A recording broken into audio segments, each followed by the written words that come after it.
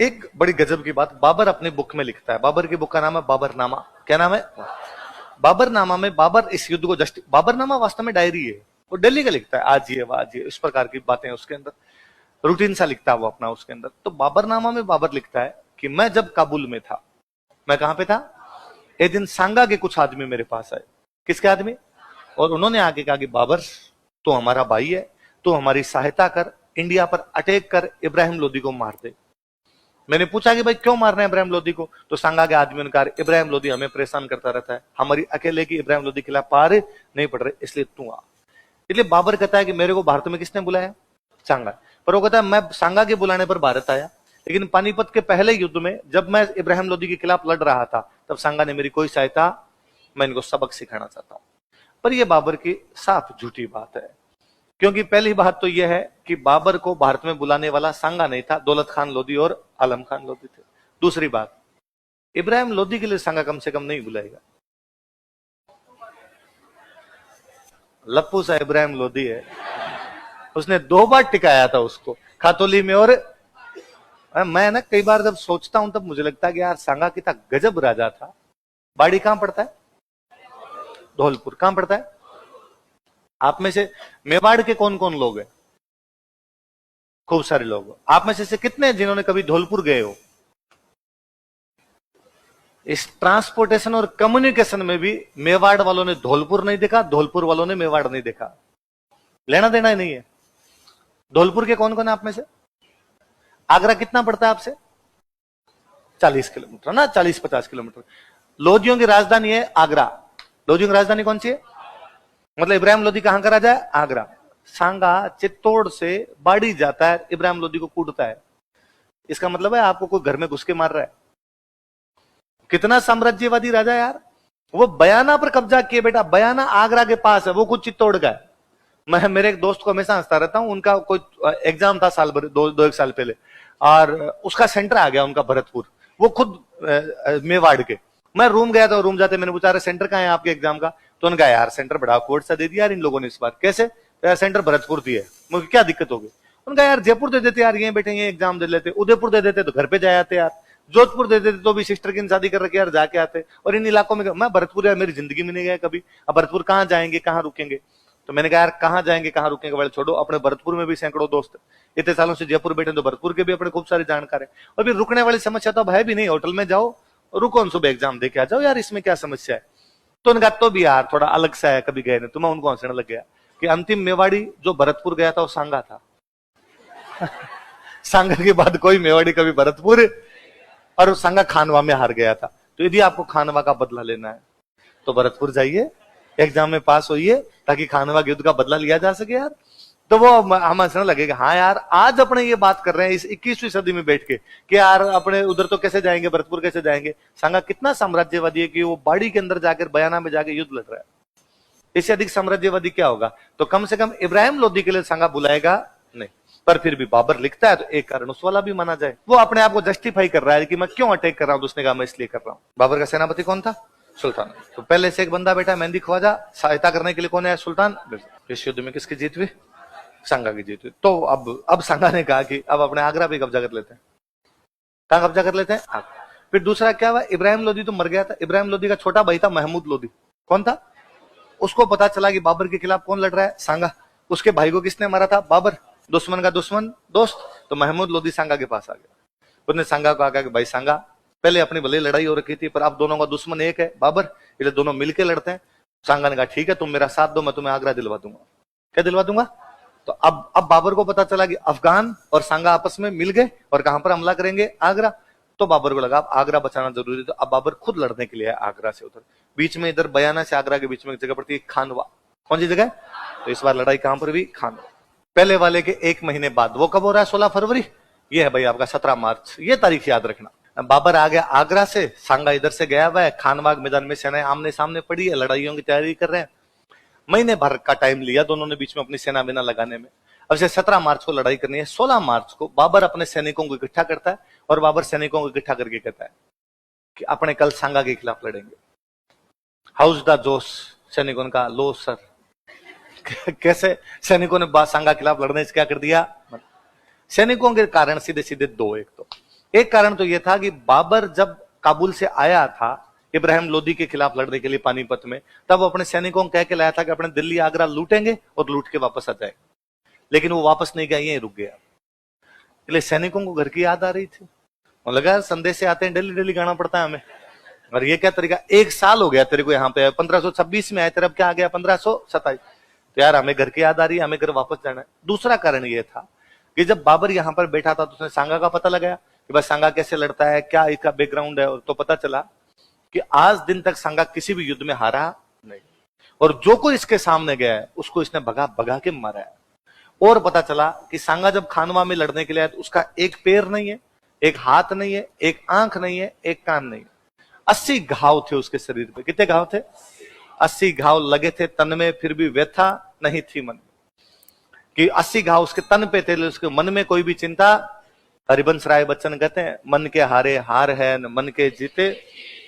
यदि आपके मन में हो कि अपने को जीत मिल सकती है तो हो जाएगी, आपके मन में यह है कि अपने हार जाएंगे तो कभी भी आप जीते। रोता जावे वे मरी डांगा समाचार लियावे, जो रोते हुए जाते हैं वो मृत्यु का समान।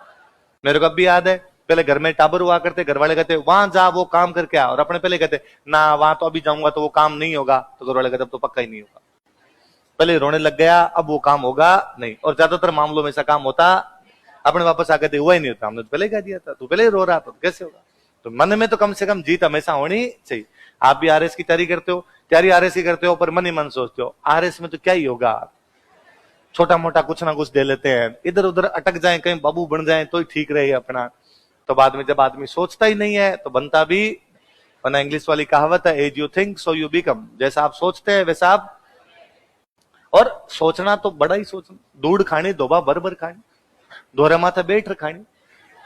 भाई मन के लड्डू कम क्यों, मन के लड्डू फीके क्यों, फीके क्यों, तो फीके नहीं तो कम क्यों, ऐसा कुछ है कि भाई लड्डू ही खाने, मन के लड्डू ही खाने तो मीठे ही खाने, और ज्यादा खाने कम क्यों खाने भाई साहब, वो बात तो वो क्यों वो बात। तो बाबर के सैनिकों ने जब पता लगाया सांगा के बारे में, पता चला यार ये आदमी बड़ा खतरनाक है, तो बाबर के सैनिकों ने बाबर को कहा कि बाबर तू कह रहा है कि यार तुम्हारा जोश कैसा है, इस आदमी को देखे जोश ठंडा पड़ जाता है, जिसके हाथ नहीं, पैर नहीं, आंख नहीं, कान नहीं, फिर भी लड़ने के लिए आ रहा है, मिनक तो नहीं है, डाकी है,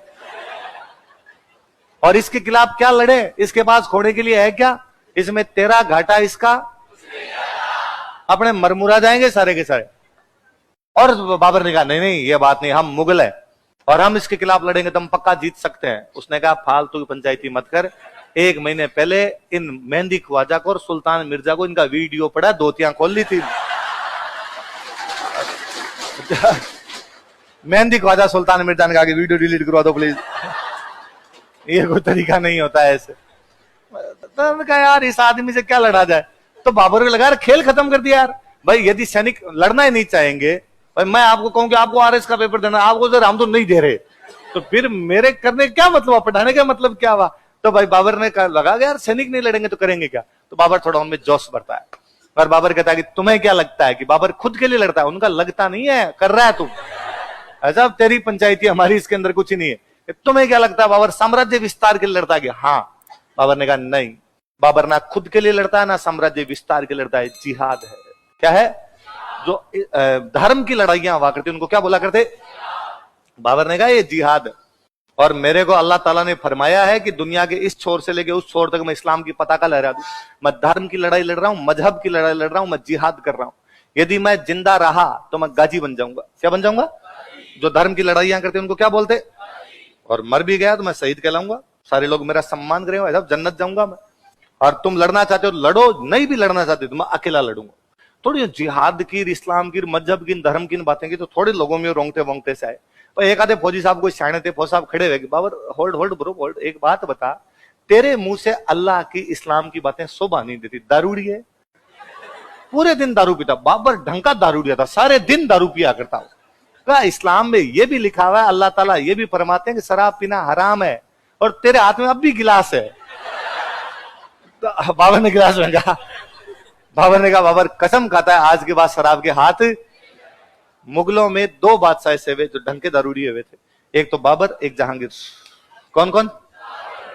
दोनों ने आत्मकथाएं लिखी है। दोनों ने क्या लिखी है? पीने के बाद ये आदमी बता सकता है खुद की बातें। यूं भाई साहब आप पूछ लो तो आदमी दबाता ना, अच्छाइयां बुराइयां दोनों होती है। और जहांगीर तो इतना प्यारा आदमी था बापड़ा दारू वाले मामले में, वो लिखता है कि मैं दिन में 14 पेक और शाम को 6 पेक लेता हूं। उसने पेक संख्या बताइए, वो ये तक लिखता है कि पहले मैं नहीं पीता था, पर एक बार मैं शिकार खेलने गया, वहां पर बहुत भयंकर थक गया था, वहां पर कुछ राजस्थान के लोग मेरे साथ थे और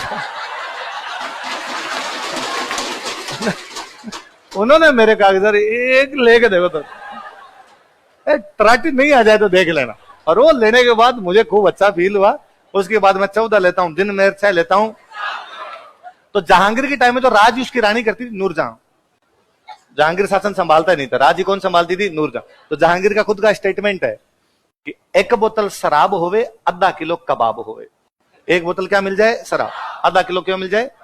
1 बोतल शराब होवे, आधा किलो कबाब होवे, राज नूरजहां दा होवे, पावे खराब होवे, चाहे पावे खराब होवे, चाहे पावे खराब होवे, नूरजहां राज करती रहे, भले वो अच्छा करे भले ही बुरा, उससे लेना देना नहीं। 1 बोतल शराब दीजिए, आधा किलो कबाब दीजिए, राज किसका होना चाहिए? और जहांगीर को इसके अलावा कुछ भी चाहिए नहीं। तो दोनों ढंग के दारूड़ी थे एकदम। तो बाबरनामा पढ़ी, बाबर की किताब है बाबरनामा, पहले दिलीप सर के पास ऑफिस में पढ़ रही थी, तो मेरे उसके कुछ पन्ने पड़े हुए। तो वो जगह जगह लिखता है, आज मैं सुबह खड़ा हुआ, शरीर टूट रहा था भयंकर तरीके से, फिर मैंने 2 पेक लगाए, तब जाके चढ़ा, ठीक हुआ। दोपहर में मेरा कोई मूड नहीं था पीने का, रिश्तेदार घर पे आ गए थे, रिश्तेदारों को सूखा खाना तो कैसे खिलाता, उनके चक्कर में 2 पेक लिए। शाम को तो बारिश ही हो रही थी ना, मौसम ही ठंडा था, मौसम की नजाकत को देखते हुए तो वो सारा दिन पीता हो। फौज साहब खड़े रहे, उन्होंने कहा रे इस्लाम में शराब पीना हराम है, दारूड़ी है, तू दारू पीता है और फिर बात करता है इस्लाम में ये है वो है, तेरे मुंह से धर्म की बातें अच्छी नहीं लगती। बाबा ने फेंक दिया। बाबा ने कहा आज के बाद मैं शराब के हाथ ही नहीं लगाऊंगा। एक फौज साहब ने कहा अंदर एक पेटी पड़ी है। बाबा ने कहा फोड़ दो सारी की सारी। एक फौज साहब और खड़े, उनका बाबर इस्लाम में यह भी लिखा हुआ है कि मुसलमान राजा मुसलमान व्यापारियों से कोई टैक्स नहीं लेगा, और तू मुसलमान व्यापारियों से टैक्स लेता है। बाबर एक टैक्स लिया करता था, तमगा। कौन सा टैक्स लेता? मुसलमान व्यापारियों से कौन सा टैक्स लिया जाता? और बाबर ने कहा कि मैं कसम खाता हूं आज के बाद किसी भी मुस्लिम व्यापारी से तमगा कर। अब थोड़ा लोगों को लगा कि हाँ यार अब थोड़ी बात ठीक है। हाउस दा दोस्त साहब ने कहा हाई सर। कोई पूछेगा बाबर कौन से युद्ध को जिहाद घोषित कर देता है? खानवा। वो क्या नहीं पीने की शौकने खाता है? शराब। वो कौन सा कर हटा देता है? तमगा। ये किससे लिया जाता था? मुस्लिम व्यापारी। किससे लिया जाता? अब ये युद्ध के कारण भाई, अब भाई युद्ध शुरू हुआ इनके बीच में। अपने युद्धों का तरीका ये होता भाई, इधर सेना खड़ी है आपकी बाबर की, सामने सेना लगा दी आपके सांगा ने। बाबर वह पहला राजा था जो उत्तर भारत में तोपें लेके आया था। उत्तर भारत में क्या लेके आया था? बाबर से पहले भारत में तोपों का इस्तेमाल किसी ने नहीं किया था। तोप मतलब बारूद। इससे पहले बारूद का इस्तेमाल नहीं था। इससे पहले क्या लड़ाई थी? तलवार से तलवार, भाले से भाला, तीर कमान से तीर कमान, घोड़े से घोड़े वाला लड़े, हाथी से हाथी वाला लड़े, पैदल से पैदल लड़े। अपनी लड़ाइयां वो थी। बाबर पहली बार क्या लेके आया था? तोपें। एक तो अपने वालों को कभी तोपें देखी नहीं थी, आउट ऑफ सिलेबस हो गया था एग्जाम में पूरा एकदम। फिर दूसरा अपने साथ ये दिक्कत और थी, जैसे मान लो इसमें लिखा वागड़ का उदय सिंह, तो वागड़ का उदय सिंह अपने 7000 फौजी लेके आया, तो वो यहां पर खड़ा है कि उदय सिंह खड़ा है यहां पर। आमेर का पृथ्वीराज मान लो अपने 4500 फौजी लेके गया, तो वो यहां पर खड़ा है। यहां पर बीच में एकदम संगा खड़ा है, उसके साथ में यहाँ मालदेव खड़ा है, यहाँ पे अखिराज देवड़ा खड़ा है, यहाँ पे मान लो चंदेरी का मैदीन राय खड़ा है, हसन खान मेवाती खड़ा है, देवलिया वाला बाग सिंह खड़ा है। सब लोग अपने अपने सेनाएं लेके खड़े हैं। शुरुआत में लड़ाई शुरू हुई, यहां मान लो रतन सिंह चुंडावत हारावल के अंदर खड़ा है। लड़ाई शुरू हुई, तोपें आने लगी, तोपों से सैनिक मरने लगे। पता ही नहीं था यार तोपों से कैसे युद्ध किया जाता। घोड़ा आया साथ में 50-60 को उड़ा के चला गया। इनको ये तो समझ में नहीं आ रहा था ये कैसे होगी सब चीजें एकदम। जब ये तोपों से सामने वाले मरने लगे तो एक दिक्कत आएगी। मान लो यहाँ पे अमीरवाड़ा पृथ्वीराज खड़ा है और वो तोप का घोड़ा मर गया। अपने ये भी था कि सारे राजा खुद युद्ध में भाग लिया करते, पृथ्वीराज मर गया तो मान लो पृथ्वीराज 4500 आदमी लेके गया। यदि पृथ्वीराज मर गया तो उसके 4500 सैनिक अब लड़ाई नहीं करेंगे। उनका भाई हम किसके पीछे आए थे? वो मर गया, अब हम बाहर। पता चला आधे घंटे बाद में उदय सिंह मर गया वागड़ वाला। इसके साथ में 7000 आदमी आए थे, उन मान लो 1000 तो मर गए, 6000 बचे। वो अब 6000 लड़ाई नहीं करे, वो बाहर। तोपों की वजह से सेनापति जब मरने लगे तो सेना बाहर निकलने लगी। अपने यहाँ पे एक समस्या थी, अपने ज्यादातर लड़ाई हाथियों की थी, हाथियों से लड़ा करते थे। हाथियों ने जब तोपों के गोले सुने वो पागल हो गए। उन्होंने भी तो बेचारों ने तोपें नहीं देख रखी थी, धमाके होने शुरू हुए, इसलिए हाथी भागने लगे। भागते हुए हाथी को आप कंट्रोल नहीं कर सकते, इसलिए हाथियों ने इनकी सेना को कुचलना शुरू कर दिया। थोड़ी देर में इनके समझ में आ गई बात कि इन तोपों की वजह से अपने मर रहे हैं, तो इन्होंने लोकेशन थोड़ी चेंज की, यार साइड में हटके, साइड में से हटके लड़ो अपने। इतने बाबर एक गेम और खेल गया। बाबर ने इतने बाबर जब ये सैनिक इधर हाथियों की वजह से मर रहे हैं, तोपों की वजह से मर रहे हैं, तो एक तो सांगा ने ये कहा कि मुझे सबसे आगे ले जाके खड़ा कर दो। साथ वालों ने कहा कि साहब आपके हाथ नहीं, पैर नहीं, आंख नहीं, कान नहीं, क्या करोगे आगे जाके? सांगा ने कहा यदि मैं आगे आगे जाके लड़ूंगा तो पीछे सेना को लगेगा कि हमारा राजा आगे लड़ रहा है, मोटिवेट होगी सेना, सेना वापस नहीं जाएगी, सेना लड़ लेगी मेरे को देख के। इसलिए सांगा को सबसे आगे खड़ा कर दिया। ठीक ठाक लड़ाई चल रही है, इतने में बाबर अपना एक दांव खेल था। वो उज्बेकिस्तान से आया हुआ था। उज्बेकिस्तान में एक लड़ाई का तरीका था तुलगुमा। कौन सा था?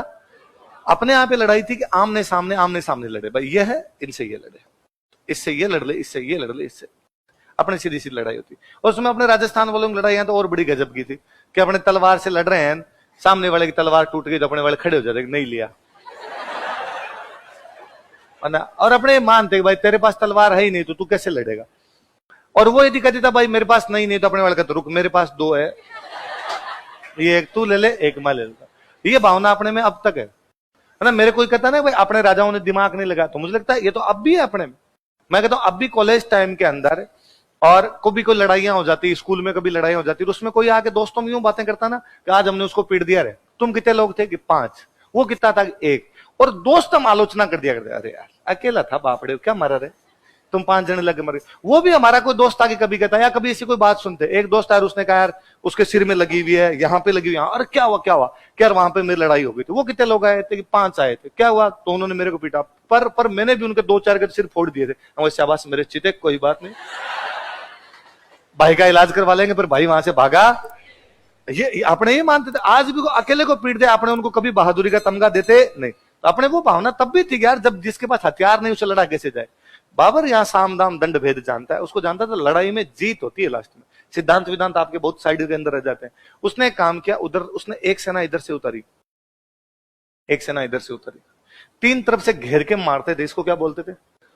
अब मैं सामने वाले से लड़ रहा हूं इससे, तो मैं ये तो सोच ही नहीं सकता ना एक इधर से भी आके मारेगा मुझे लगता था इसके खिलाफ लड़ रहा हूं, या तो ये मुझे मार देगा या मैं इसको मार। इतने में इधर से तिरछा एक और आगे मारने लगा। तो मैंने पहले तो उसको ये कहा कि चीटिंग है, चीटिंग, सामने से आओ, ऐसे नहीं लड़ सकते। इतने मार मुर गए। इधर तुलगोमा में सैनिक मर रहे हैं, तोपों से लोग मर रहे हैं, सेनापतियों की वजह से सेना बाहर निकल रही है, हाथियों की वजह से सैनिक मर रहे हैं। बाबर ने देखा कि सांगा सबसे आगे आगे लड़ रहा है ताकि सेना का मोटिवेशन दिया जा सके और सेना वास्तव में मोटिवेट होगी, उसकी ठीक ठाक लड़ रही है इस समय। तो बाबर ने फिर दिमाग लगाया, उसने पूरी कैलकुलेशन बिठा रखी थी। उसने अपने 1001 लोगों की एक टुकड़ी थी जो तीर चलाना जानती थी। उनको कहा तुम एक ही काम करो, सारे के सारे तीर सांगा पे मारो, सारी की सारी एक टुकड़ी को पूरी यहां लगाई जाए, क्योंकि यदि सांगा मर गया तो उनकी पूरी सेना ही वापस चली जाएगी। तो उन्होंने कहा साहब सांगा को मारना इतना सरल भी तो नहीं है, उसके चारों तरफ भी तो बाउंड्री, वो हमें मारेंगे। कोई बात नहीं, 1000 है, 999 में मर जाएंगे, एक का तीर भी सांगा के लग गया, अपना काम हो जाएगा ना। और सारे के सारे तीर जब सांगा पे लगे, सांगा को तीर लगता है, सांगा मरता फिर भी नहीं है। पता कितना चिढ़ा आदमी था इसमें। पर वो हाथी का जो होदा होता है जिसमें बैठते हैं, उसमें गिर जाता है पीछे। अब मैं यदि यहाँ हाथी पे बैठ के गिर रहा हूं ना, तो मेरे पीछे जितने लोग होंगे उनको मैं दिखूंगा। तो पीछे जो सेना खड़ी थी उसको दिखा, पर सांगा गिर गया। सांगा गिर गया तो सब सैनिकों को पीछे वालों लगा, इसका मतलब अपने राजा तो मर गया, अब लड़के क्या करें, पीछे वाली सेना ही हट गई पीछे। हालांकि मेवाड़ में रिवाज था कि जब भी मेवाड़ की सेना कहीं भी लड़ने के लिए जाती तो हमेशा जो उसका सेनापति होता वो सलुम्बर का होता, और वो कौन था? और यदि राजा किसी भी वजह से युद्ध से बाहर निकल गया, घायल होने की वजह से निकल गया और किसी वजह से निकल गया, तो हमेशा सादड़ी का जो झाला होता ना, वो राजा का मुकुट पहन के लड़ा करता था। तो जैसे सांगा घायल हुआ, मालदेव और अखिरास देवड़ा उसके साइड में थे दोनों। मालदेव अखिरास देवड़ा हाथों हाथ सांगा को वहां से निकालते हैं, झाला अज्जा को सांगा वाला मुकुट देके कहते तू हाथी पर चढ़ जा। वो फटाफट हाथी पे बैठ के लड़ाई करता भी है। लेकिन तब तक इनकी सेना इतनी लंबी चौड़ी थी कि मिसकम्युनिकेशन हुआ और पीछे वालों तक ये सूचना ही नहीं पहुंचा सके कि सांगा मरा नहीं है, घायल हुआ है। पीछे वाली सेना लूट वापस लौट चुकी थी। बाबर इस युद्ध को जीत गया। बाबर ने जीतते ही उपाधि धारण की, गाजी। क्या उपाधि धारण की? जो धर्म की लड़ाइयां जीतते उनको क्या बोलते?